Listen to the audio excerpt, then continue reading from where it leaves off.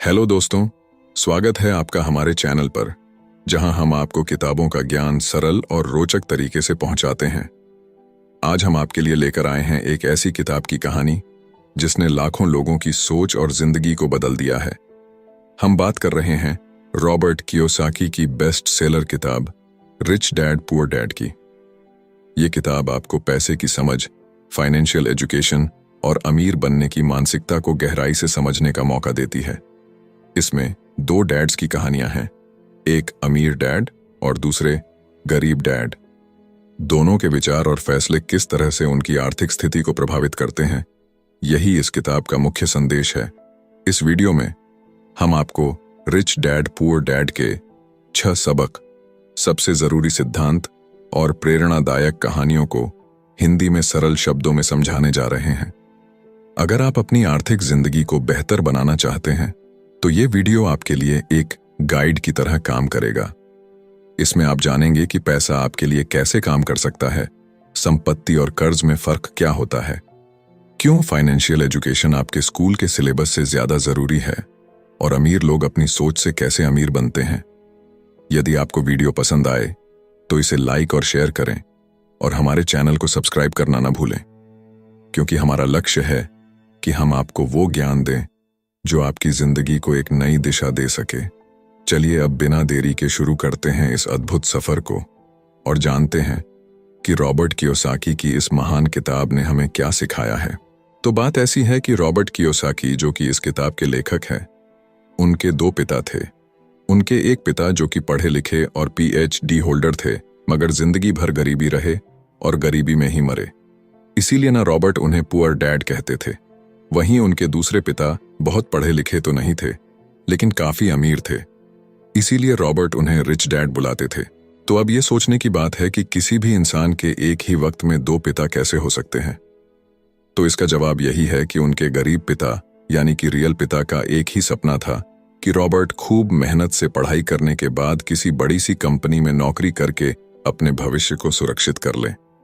मगर रॉबर्ट के दूसरे पिता जो कि अमीर थे, वो एक्चुअली में रॉबर्ट के दोस्त माइक के पिता थे और वो चाहते थे कि रॉबर्ट अपनी जिंदगी में कुछ चैलेंजेस को ले, क्योंकि सारे सबक सिर्फ स्कूल में ही नहीं सीखे जाते। कुछ सबक ऐसे होते हैं जिन्हें इंसान अपनी जिंदगी के तजुर्बों से ही सीखता है। तो स्कूली पढ़ाई सिर्फ आपको अच्छे ग्रेड्स तो दिला सकती है, लेकिन जिंदगी की पढ़ाई बहुत कुछ सिखाती है। बेशक पढ़ाई लिखाई की अपनी अहमियत है, मगर सिर्फ इसके भरोसे बैठ करके ही सब कुछ हासिल नहीं किया जा सकता।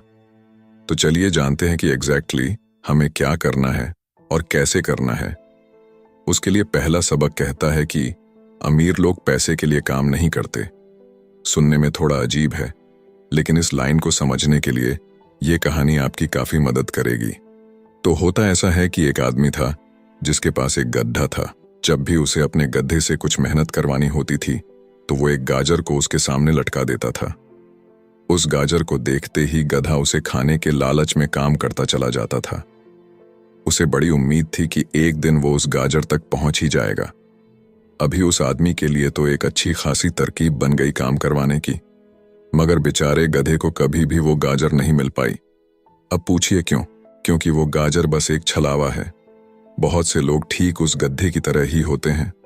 वो मेहनत पर मेहनत के लिए चले जाते हैं, इस उम्मीद में कि एक दिन वो अमीर बन जाएंगे, मगर पैसा उनके लिए महज एक सपना बन के रह जाता है। इस सपने के पीछे भागने से आप उस तक कभी नहीं पहुंच सकते। तो पैसे के लिए काम करने की बजाय पैसे को अपने लिए काम करने दीजिए।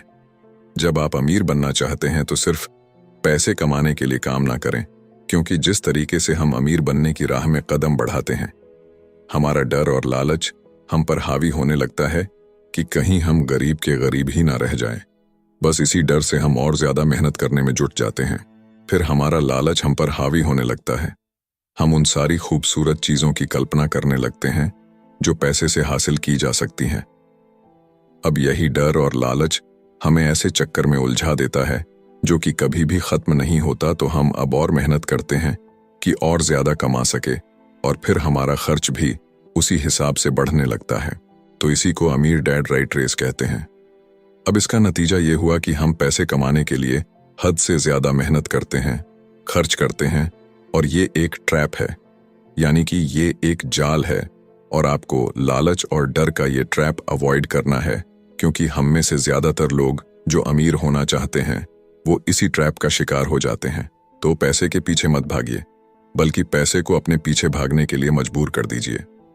आपकी नौकरी लगी है तो आप काम पर यह सोच करके मत जाइए कि हर महीने आपको एक पे चेक लेना है, क्योंकि वो पे चेक आपके सारे बिल्स मुश्किल से ही भर पाता है। वैसे ये हर महीने की कहानी बन जाती है। फिर तंग आकर के आप कोई दूसरी नौकरी ढूंढ करके और ज्यादा मेहनत करने लगते हैं, लेकिन तब भी आप पैसे के लिए ही काम कर रहे होते हैं, और यही वजह है कि आप कभी भी अमीर नहीं बन पाते। सच का सामना कीजिए।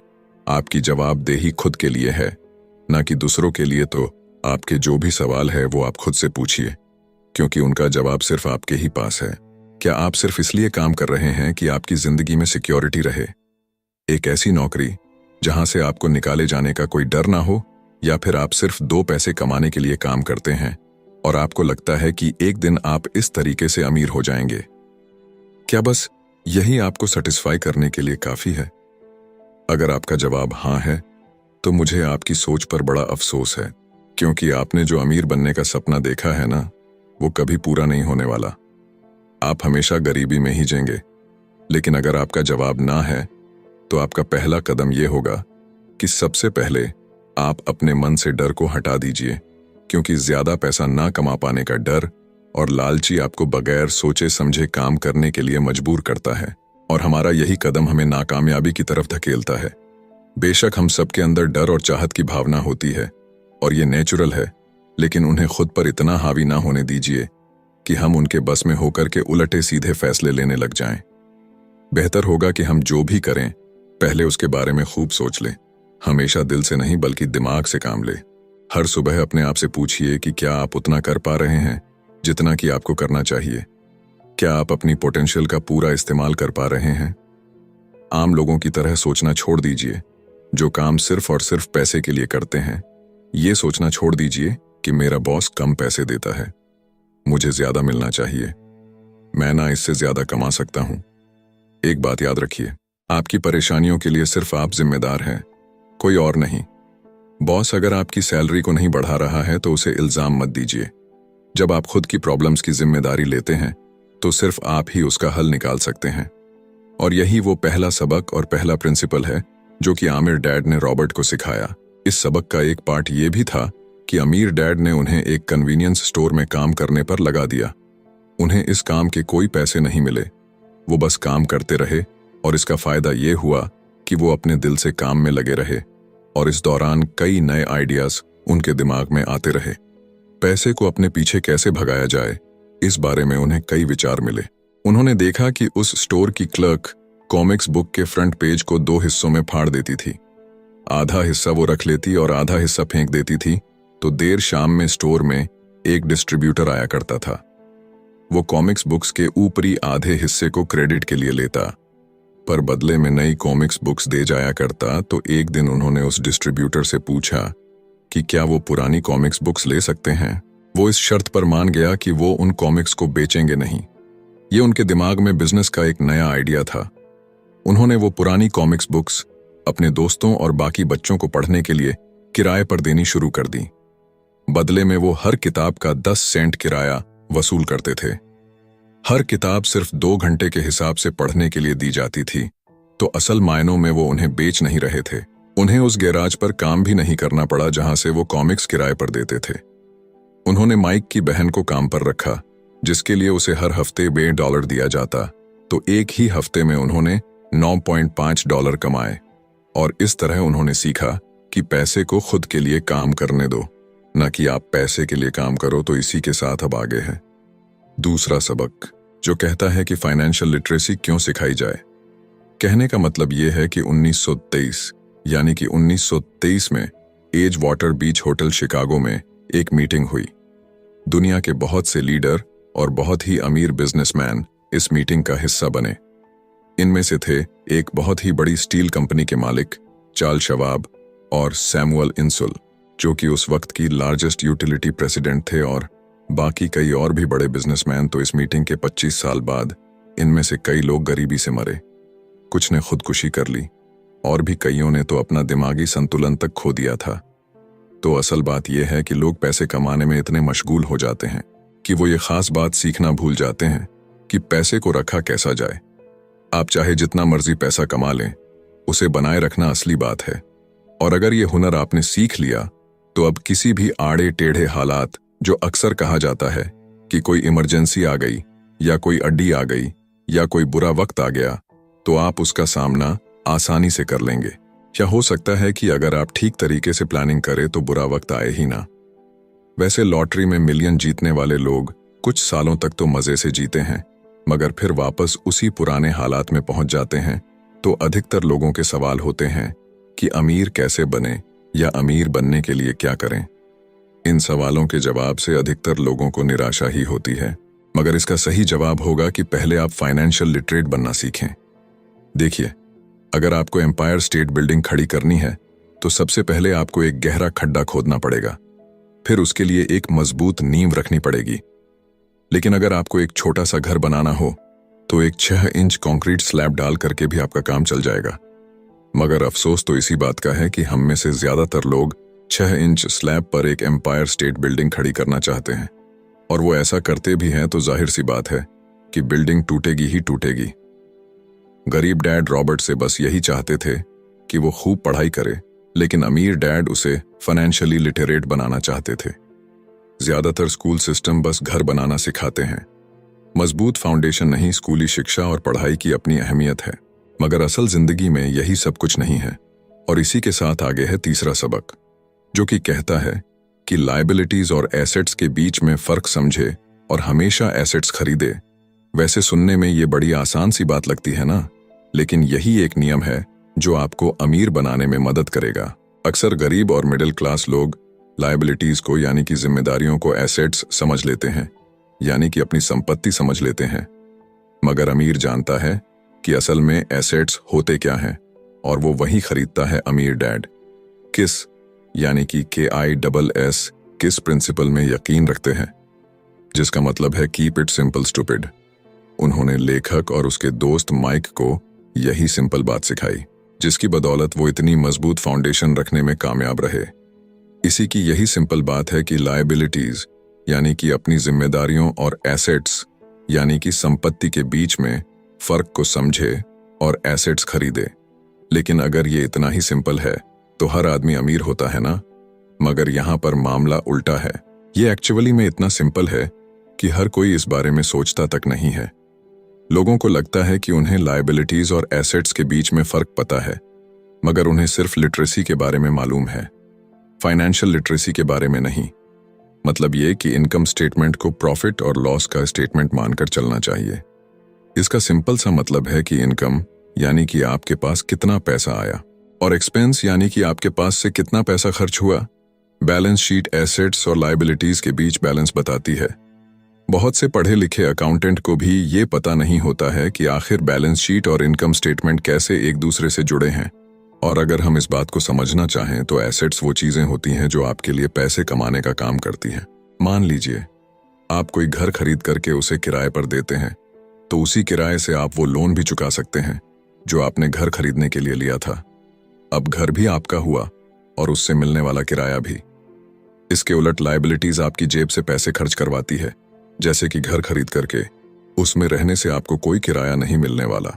तो अब आप समझ गए होंगे कि अगर अमीर बनना है तो एसेट्स खरीदिए, और गरीब ही रहना है तो लायबिलिटीज। अमीर लोगों के पास ज्यादा पैसा इसलिए होता है कि वो इस KISS keep it simple stupid principle पर यकीन करते हैं। वहीं दूसरी तरफ गरीब लोग इस प्रिंसिपल को ठीक से समझ ही नहीं पाते। इसीलिए इस बात पर जोर दिया जा रहा है कि सिर्फ लिटरेट नहीं बल्कि फाइनेंशियल लिटरेट बनिए। सिर्फ नंबर से कुछ नहीं होता। फर्क तो तब पड़ता है जब आप अपनी कहानी खुद लिखे। अधिकतर परिवारों में देखा गया है कि जो मेहनती होता है उसके पास पैसा भी ज्यादा होता है, मगर उसका फायदा क्या? जब सारा पैसा लायबिलिटीज में ही खर्च हो जाए तो आइए समझते हैं कि मिडिल क्लास आदमी अपना पैसा किस तरीके से खर्च करता है। और अगर यही उनका तरीका रहता है तो सारी जिंदगी वो मिडिल क्लास ही बनकर रहेंगे, या क्या पता उससे भी नीचे चले जाएं, क्योंकि आप देख सकते हैं कि उनका सारा पैसा लायबिलिटीज यानी कि जिम्मेदारियों में ही खर्च हो रहा है। कभी मोर्टगेज, कभी रेंट, कभी car loan, house loan, credit card का बिल फीस, बिजली का बिल और भी ना जाने क्या क्या। उनकी सारी कमाई इसी में खर्च हो जाती है। दूसरी ओर गरीब लोग हैं जिनकी कोई लायबिलिटी तो नहीं है, मगर उनके कोई एसेट्स भी तो नहीं होते। वो भी पैसा कमाते हैं, सैलरी पाते हैं, मगर हर रोज के खर्चों में उनका सारा पैसा उड़ जाता है। माना कि एक गरीब आदमी $1000 कमाता है, उसमें से $300 वो अपने छोटे से घर के किराए में खर्च करता है, $200 उसके आने जाने का किराया, $200 टैक्स और $300 खाने और कपड़ों में खर्च हो जाता है। तो अब उसके पास बचा क्या? कुछ भी नहीं, और कभी कभी तो उधार लेकर के भी उसे काम चलाना पड़ता है, जिससे कि वो और भी ज्यादा गरीब हो जाता है। इसके विपरीत अमीर लोग एसेट्स खरीद के रखते हैं, फिर उनके वो एसेट्स उन्हें और पैसा कमा कर देते हैं। उनकी कमाई इस तरह 2 से 4, 4 से 8 होती जाती है। अधिकतर अमीर लोग दिमाग से काम लेते हैं और वो घर लोन पर लेकर उसे किराए पर लगा देते हैं। बिना मेहनत के हर महीने किराया मिलता है, जिससे वो अपना लोन भी चुकता कर लेते हैं। इसे कुछ यूं समझते हैं, आप मानिए कि लोन की इंस्टॉलमेंट $1 है, तो ये अपने घर का $2 किराया वसूल करेंगे, $1 बैंक को देंगे, $1 अपनी जेब में तो हो गया ना, बिना मेहनत के पैसा कमाना। तो एक्चुअली में अमीर डैड और गरीब डैड के बीच बस सोच का फासला है।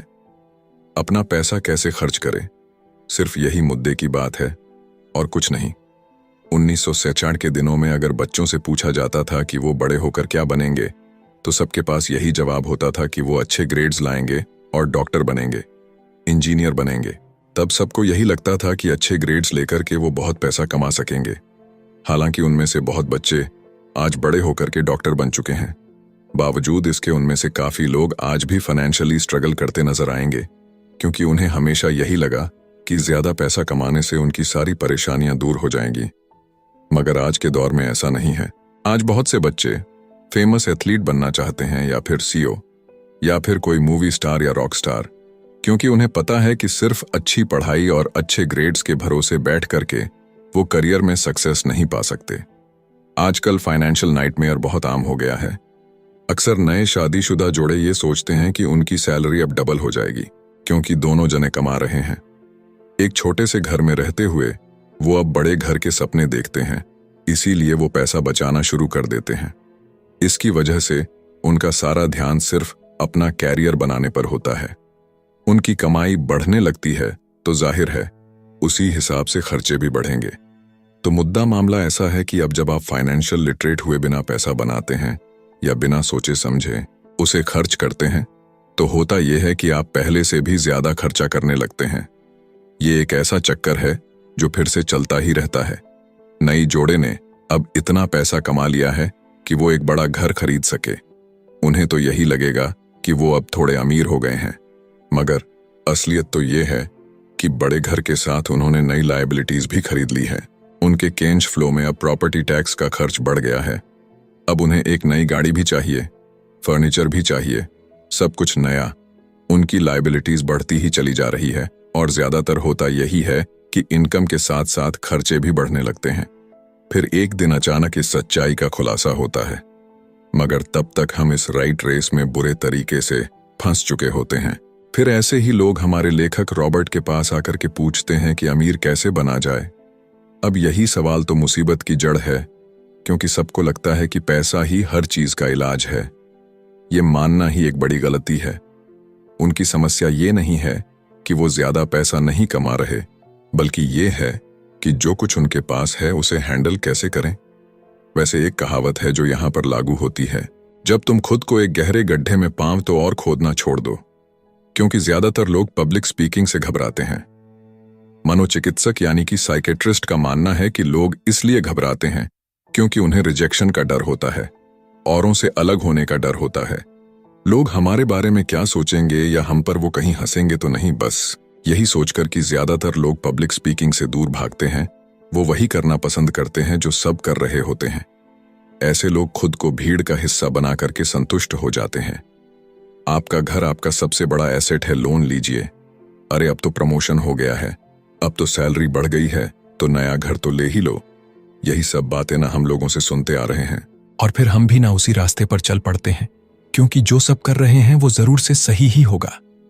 भाई इतने सारे लोग मिलकर के कोई गलती तो नहीं कर सकते ना, ऐसा हम सोचते हैं, राइट? मगर नहीं, ऐसा बिल्कुल भी नहीं है। अमीर डैड ने कहा था कि जापानीज लोग 3 चीजों की ताकत जानते थे, तलवार, कीमती जवाहरात और शीशा। तलवार बाजुओं की ताकत का प्रतीक है, कीमती जवाहरात पैसे की ताकत का, और शीशा खुद के अंदर छुपी हुई ताकत को दिखाता है, और वही हमारी सबसे बड़ी ताकत है। जब आप खुद को जानते हैं शीशे के सामने, अगर आप खुद से सवाल पूछ सकते हैं कि मैं सही हूं या मुझे भी भीड़ का हिस्सा बनकर रहना चाहिए, तो जो जवाब आपको मिलेगा बस वही आपकी असली ताकत है। तो गरीब और मिडिल क्लास खुद को पैसे का गुलाम बनने देते हैं, इसीलिए वो कभी भी अमीर नहीं बन पाते। 16 साल के रॉबर्ट और माइक अमीर डैड के साथ हर उस मीटिंग में जाया करते थे जो वो अपने अकाउंटेंट, मैनेजर्स, इन्वेस्टर और एम्प्लॉयज के साथ रखा करते। यहाँ एक ऐसे अमीर डैड देखने को मिलते हैं जो पढ़े लिखे नहीं हैं, जिन्होंने 13 साल में ही स्कूल छोड़ दिया था, मगर आज वो मीटिंग कर सकते हैं और अपने नीचे काम करने वाले पढ़े लिखे लोगों को ऑर्डर देते हैं, उन्हें बिजनेस के टिप्स समझाते हैं। एक ऐसा इंसान जो भीड़ का हिस्सा नहीं बना, जिसने रिस्क लिया और जिसने लोगों की परवाह नहीं की, जिससे ये डर नहीं था कि लोग उसके बारे में क्या सोचेंगे।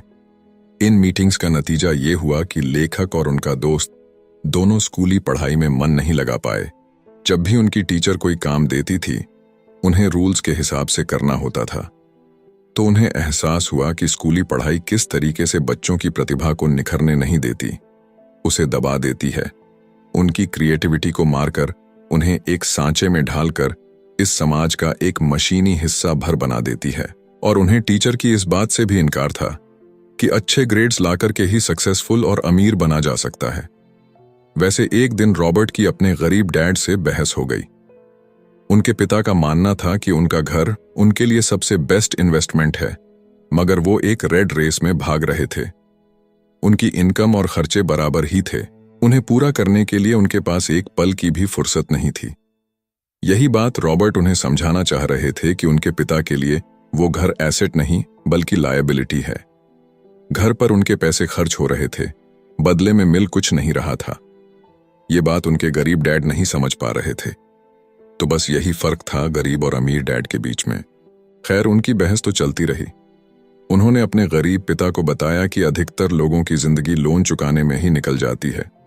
जिस घर को वो खरीदते हैं उसके लिए वो 30 साल तक लोन भरते हैं, फिर एक और बड़ा घर लेते हैं और अपना लोन रिन्यू कराते हैं। अब घर की कीमत भी उसी हिसाब से बढ़ेगी या नहीं, ये निर्भर करता है। कुछ लोग ऐसे भी हैं जिन्होंने घर खरीदने के लिए एक बड़ी रकम ली थी।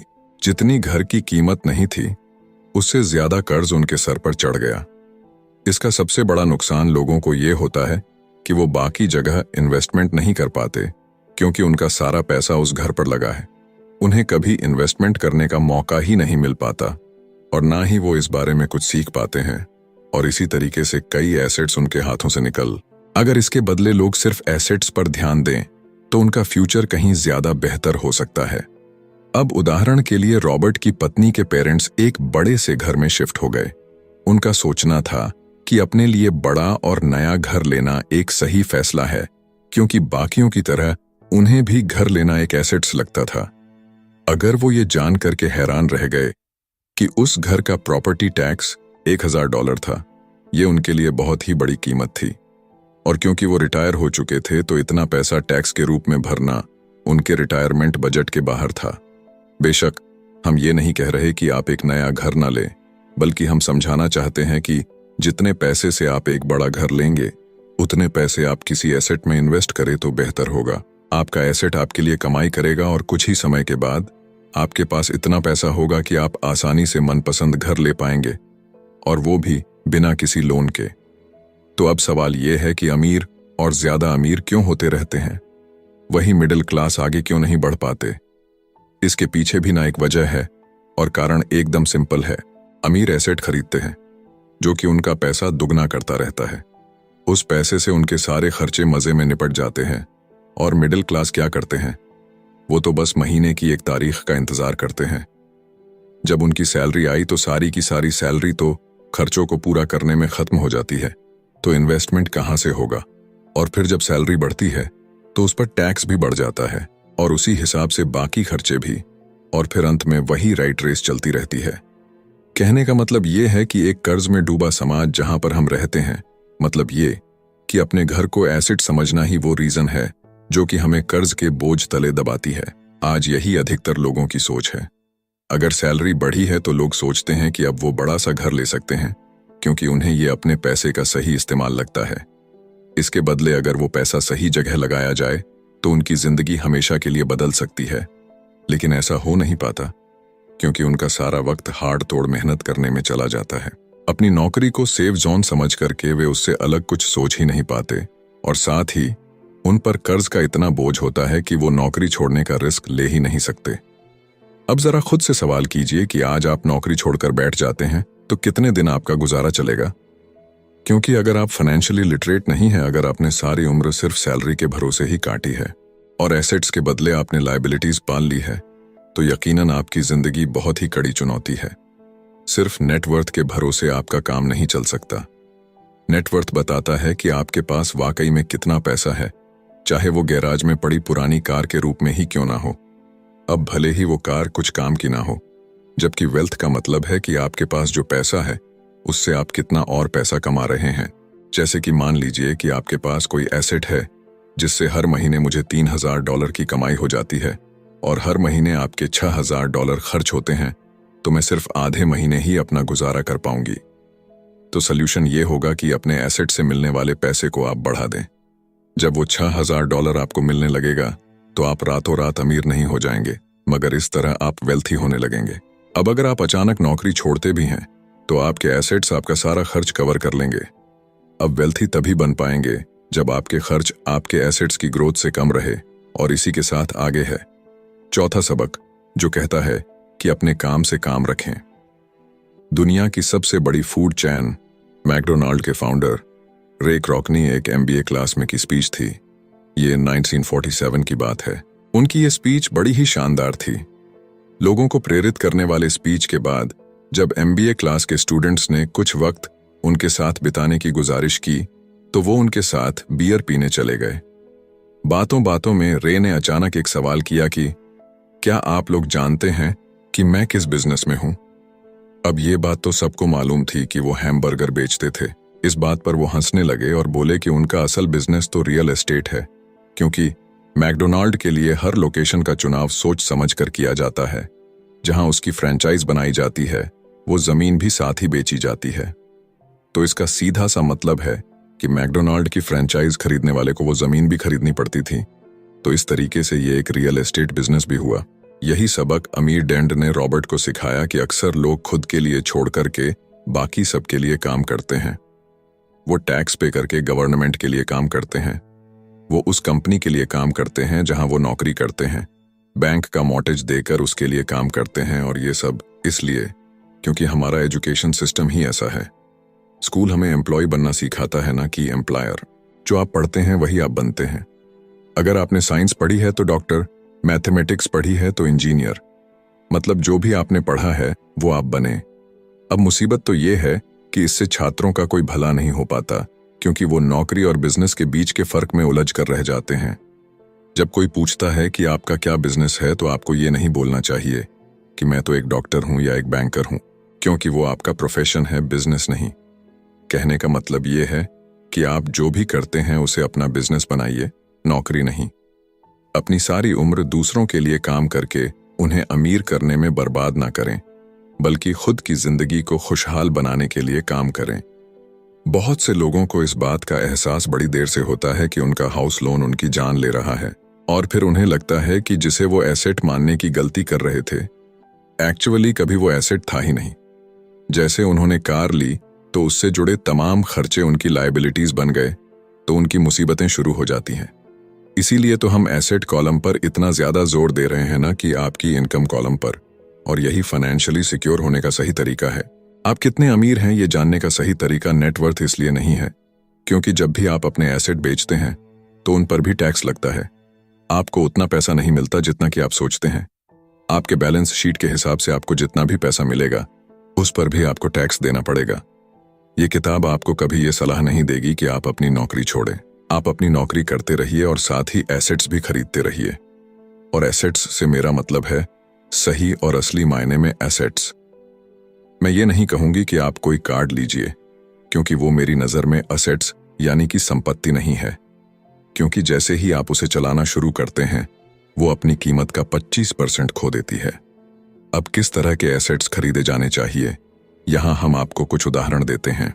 ऐसा बिजनेस जहां आपकी मौजूदगी जरूरी ना हो, जो दूसरे लोग आपके लिए चलाएं, क्योंकि आप वहां पर ज्यादा वक्त देंगे तो वो बिजनेस नहीं, नौकरी होगी। दूसरा है रियल एस्टेट पे पैसा लगाएं। तीसरा है स्टॉक और बांड खरीदे। तो जब एसेट खरीदे तो अपनी पसंद की चीजों पर पैसा लगाएं, क्योंकि आपका मन होगा तभी आप उस पर ध्यान दे पाएंगे। अगर उसमें आपकी रुचि होगी तो आप उसे बेहतर समझ पाएंगे। रॉबर्ट को रियल एस्टेट और स्ट्रोक्स में रुचि थी, खासकर छोटी कंपनीज में इन्वेस्ट करना। अपने अमीर डैड की सलाह पर उसने अपनी नौकरी कभी नहीं छोड़ी। वो जॉब करता रहा, साथ ही अपने एसेट कॉलम को बड़ा और मजबूत बनाता चला गया। एक पैसा भी जो आप कमाते हैं उसे बेकार न जाने दें। अपने पैसे को अपना गुलाम मानकर चलिए, जो कि आपके लिए काम करे। आप लग्जरी खरीदना चाहते हैं, शौक से खरीदे, कोई बड़ी बात नहीं, मगर ये ना भूले कि अमीर और मिडिल क्लास में यही सोच का फर्क है। जहां मिडिल क्लास पैसा आते ही पहले लग्जरी में खर्च करेगा, वहीं अमीर आदमी उसे अंत में खरीदेगा। और इतना समझ लेने के बाद अब अगले सबक में आप अमीर लोगों के सबसे बड़े सीक्रेट के बारे में जानेंगे। तो 5वां सबक कहता है कि अमीर पैसा इन्वेंट करते हैं। अलेक्जेंडर ग्राहम बेल ने टेलीफोन इन्वेंट करने के बाद उसे पेटेंट कर दिया था। इनका बिजनेस बढ़ा और संभालने में मुश्किल होने लगी तो वो वेस्टर्न यूनियन गए और उन्हें अपना पेटेंट और छोटी सी कंपनी $1,00,000 में बेचने की पेशकश की। उस वक्त की वेस्टर्न यूनियन के प्रेसिडेंट ने पेशकश को ठुकरा दिया। उन्हें ये दाम कुछ ज्यादा ही लग रहे थे और फिर उसके बाद एक बड़ी कंपनी AT&T का जन्म हुआ। रॉबर्ट 1984 से प्रोफेशनल तौर पर पढ़ा रहे हैं। एक चीज जो हजारों लोगों को पढ़ाने के बाद उन्होंने जानी तो वो ये कि उन सब लोगों में पोटेंशियल था, बल्कि हर एक इंसान में पोटेंशियल है जो कि हमें महान बना सकती है। इसके बावजूद जो हमें रोकता है वो है खुद पर डाउट रखना। स्कूल छोड़ने के बाद हमें पता चलता है कि जिंदगी में आगे बढ़ने के लिए सिर्फ ग्रेड्स ही काफी नहीं होते। जैसे सिर्फ स्मार्ट लोग ही आगे नहीं बढ़ते, बल्कि वे बढ़ते हैं जो कि बोल्ड भी होते हैं। ये सच है कि फाइनेंशियल जीनियस होने के लिए इसकी नॉलेज भी होनी चाहिए, मगर साथ ही हिम्मत और बोल्डनेस भी चाहिए। ज्यादातर लोग पैसे के मामले में कोई रिस्क नहीं लेना चाहते, मगर अमीर होने के लिए आपको रिस्क लेने ही पड़ेंगे, क्योंकि हो सकता है कि आने वाले सालों में एक नया बिल गेट्स पैदा हो या अगला अलेक्जेंडर और बाकी शायद दिवालिया बनकर गरीब हो जाए। अब ये आपकी मर्जी है, आप इनमें से क्या बनना चाहते हैं। अगर आप अपना फाइनेंशियल IQ बढ़ाते हैं तो बहुत कुछ हासिल कर सकते हैं, और अगर नहीं तो आने वाले साल और भी डरावने हो सकते हैं, क्योंकि हर पुराना जाता है तो नया आता है। तो जो आज है वही सबसे खुशहाल वक्त है। आज के दौर में लोग ज्यादा फाइनेंशियली स्ट्रगल कर रहे हैं क्योंकि उनकी सोच अभी भी पुरानी है। फिर वे अपनी गलती ना मानकर या तो अपने बॉस को इल्जाम देंगे या नई टेक्नोलॉजी को। जो कभी कल के दौर में एसेट था वही आज लायबिलिटी बन चुका है, तो आपको अपडेट रहने की जरूरत है। रॉबर्ट ने एक गेम डिजाइन किया जिसे वो कींच फ्लो कहते हैं। ये लोगों को सिखाता है कि पैसा कैसे काम करता है, अमीर बनने की राह क्या है और राइट रेस से बाहर कैसे निकले। ये सारी चीजें इस गेम से समझाने की कोशिश की गई है। एक दिन एक औरत आई। गेम खेलने के दौरान उसने एक बोर्ड कार्ड जीता, जिसका मतलब था कि उसने उस गेम में एक बोर्ड जीती। वो औरत बड़ी खुश हुई, मगर जब उसे पता चला कि वोट लेने के लिए तो उसे एक बड़ी रकम टैक्स भरनी होगी, तो उसकी खुशी गायब हो गई। वो वोट उसके लिए अब एसेट नहीं बल्कि लायबिलिटी बन गई।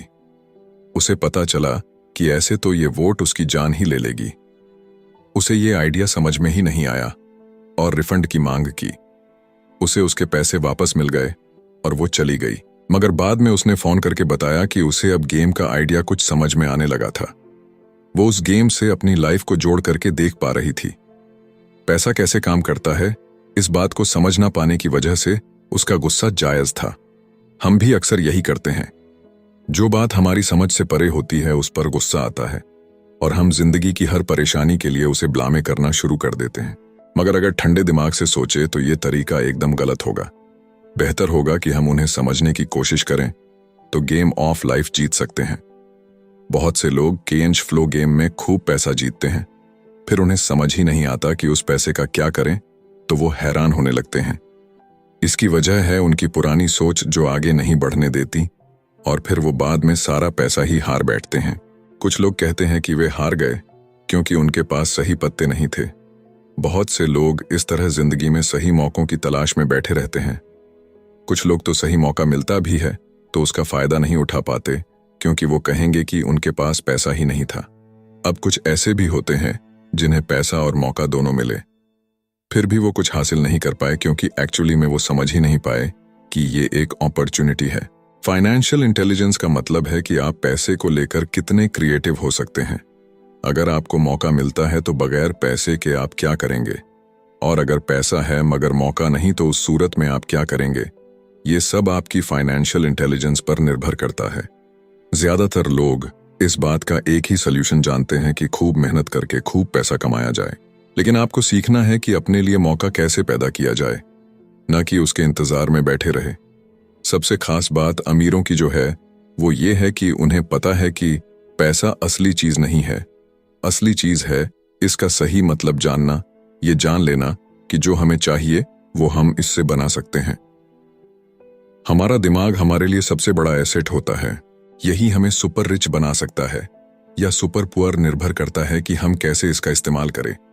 जो लोग सफल हैं उनके साथ कदम मिलाकर चलना है तो आपको ये सीखना पड़ेगा कि पैसा बढ़ाने की चाहत को खुद के अंदर कैसे पैदा करें। आपको अपने सबसे बड़े एसेट यानी कि आपके दिमाग को इन्वेस्ट करने की जरूरत है। आपको फाइनेंशियली इंटेलिजेंट होना पड़ेगा। तो आइए इसे हम समझते हैं एक उदाहरण से। 1990 के दशक में एरिज़ोना और फिनिक्स के आर्थिक हालात बुरे चल रहे थे। वहां के लोगों को हर महीने $100 बचाने की सलाह दी जा रही थी। बुरे वक्त के लिए पैसा बचाने का विचार कुछ हद तक सही भी है, मगर उस पैसे का क्या फायदा जो आप जमा करते जाते हैं।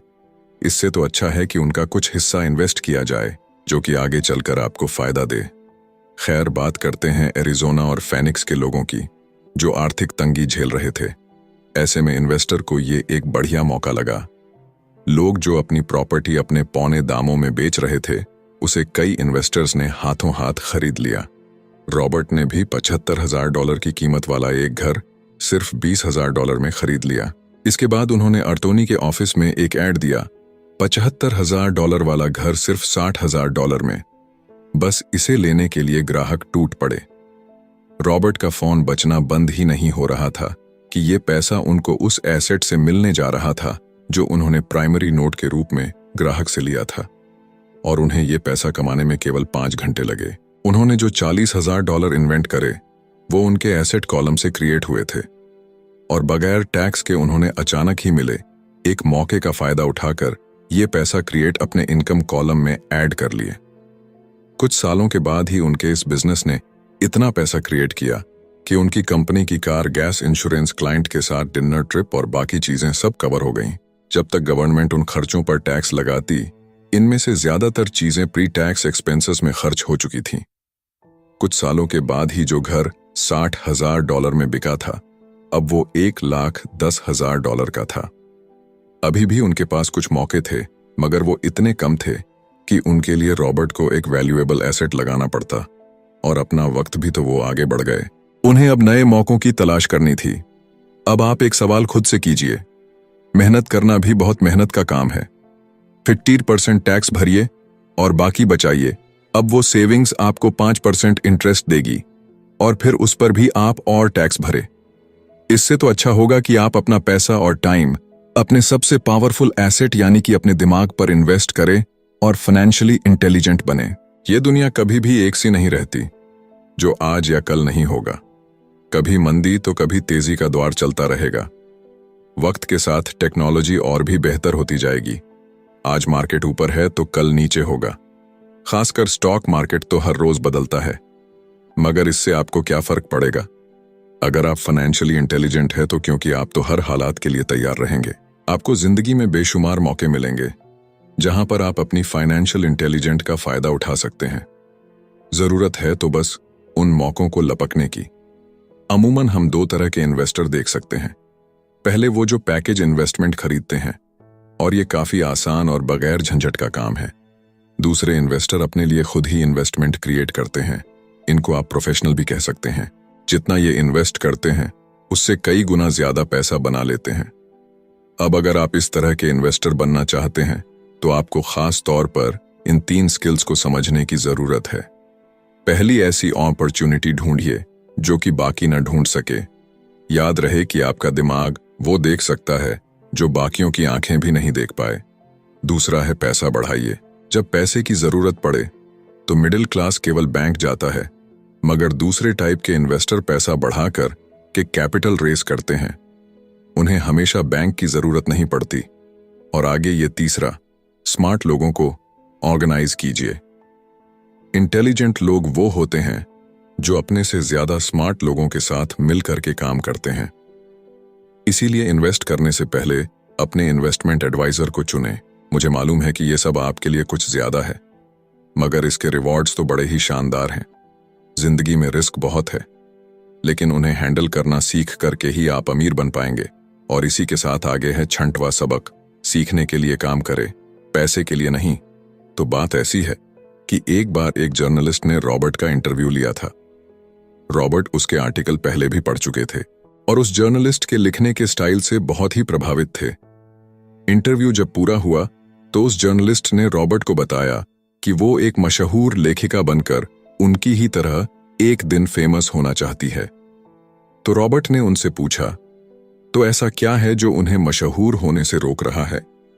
इस सवाल के जवाब में उस जर्नलिस्ट ने कहा, उनकी जॉब आगे नहीं बढ़ पा रही है। इस पर रॉबर्ट ने सुझाव दिया कि उस जर्नलिस्ट को कोई सेल्स क्लास ज्वाइन कर लेनी चाहिए। जर्नलिस्ट ने बताया कि उनकी एक दोस्त उन्हें पहले ही ये ऑफर दे चुकी है, मगर उन्हें ये छोटा काम लगता है। वो ये भूल गई थी कि रॉबर्ट खुद कभी सेल्स स्कूल जा चुके थे। तो इस बात का पॉइंट ये है कि अगर आपके पास कोई टैलेंट है जिसके दम पर आप कुछ पैसा कमाना चाहते हैं, तो आपका टैलेंट काफी नहीं होगा, क्योंकि उस टैलेंट को कैसे भुनाया जाए जब तक आप ये बात नहीं जानते, आपका टैलेंट यूं ही बेकार है। जब तक आप उसे लोगों के सामने पेश करने का हुनर नहीं सीख जाते, आप कुछ नहीं कमा सकते।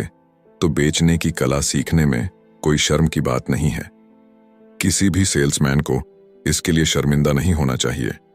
एक तो सबसे बड़ा फर्क अमीर डैड और गरीब डैड के बीच में था, वो ये है कि गरीब डैड हमेशा नौकरी की चिंता करते थे कि जॉब हमेशा सिक्योर रहे, क्योंकि एक सेफ जॉब ही उनके लिए सब कुछ थी।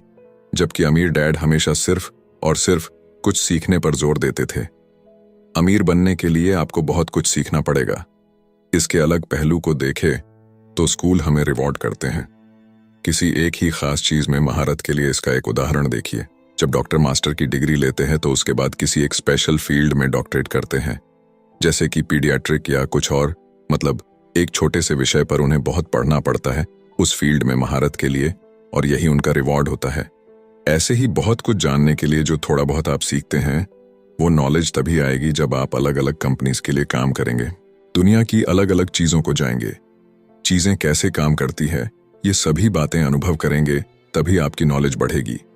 शायद यही वजह थी कि अमीर डैड छोटे रॉबर्ट और माइक को अपने साथ लेकर जाते थे जब वे अपने डॉक्टर, अकाउंटेंट्स, लॉयर या किसी प्रोफेशनल से मिलने जाते। जब रॉबर्ट ने मैरिन कॉर्प्स ज्वाइन करने के लिए अपनी हाई पेइंग जॉब छोड़ी, तो उसके गरीब मगर पढ़े लिखे पिता समझ नहीं पा रहे थे कि रॉबर्ट ने ऐसी शानदार नौकरी क्यों छोड़ी। वे गलत तरह से इस फैसले से सख्त निराश हुए। रॉबर्ट ने उन्हें समझाने की हर मुमकिन कोशिश की कि उनका ऐसा करना क्यों जरूरी था, मगर उन्हें तो ये बात हजम ही नहीं हो रही थी। रॉबर्ट ने उन्हें कहा कि वो सीखना चाहते हैं कि खुले आसमान में कैसे उड़े। उन्हें जानना था कि वर्कर्स की टीम को कैसे हैंडल किया जाए। किसी भी कंपनी को अपने बलबूते पर चलाना कितना मुश्किल काम है। रॉबर्ट ये सब सीखना चाहते थे। वियतनाम से लौटने के बाद रॉबर्ट ने अपनी जॉब से रिजाइन कर दिया और जेरोक्स कॉर्प्स को ज्वाइन कर लिया। उन्हें यह नौकरी किसी फायदे के लिए नहीं चाहिए थी। वो इतने शर्मीले थे कि किसी को कुछ भी बेचने के ख्याल से ही उन्हें पसीना आ जाता। अपनी इसी कमी को दूर करने के लिए उन्होंने जेरोक्स के सेल्स ट्रेनिंग प्रोग्राम की शिक्षा ली। इसके बाद रॉबर्ट ने खुद अपनी कंपनी की शुरुआत की और अपना पहला शिपमेंट भेजा। वे अगर इसमें नाकामयाब रहते तो पक्का दिवालिया हो जाते, लेकिन उन्होंने ये रिस्क लिया और अपने अमीर डैड की सीख को याद रखा कि बेशक आप 30 की उम्र से पहले दिवालिया होने का रिस्क ले सकते हो, क्योंकि इस उम्र में आपको रिकवर होने का मौका भी मिल जाता है। ज्यादातर एम्प्लॉय अपने वर्कर्स को इतना तो पे करते हैं कि वो काम छोड़कर ना जाए, और ज्यादातर वर्कर भी जी फाड़ करके इसलिए मेहनत करते हैं कि वो काम से निकाले ना जाए। इसीलिए तो उन्हें सिर्फ अपनी सैलरी और कंपनी से मिलने वाले फायदों से ही मतलब होता है। इस सोच के साथ उनके कुछ साल तो बढ़िया गुजरते हैं, मगर ये लंबे समय तक काम नहीं करता। तो क्यों ना आप वो सब कुछ अभी सीखें जो आप सीखना चाहते हैं, इससे पहले कि आप कोई एक खास प्रोफेशन अपने लिए चुनें, क्योंकि अगर एक बार आपने अपना प्रोफेशन चुन लिया तो आप हमेशा के लिए उसी में बंध कर रह जाएंगे। तो दोस्तों, इसी के साथ ये समरी यहीं पर समाप्त होती है। धन्यवाद।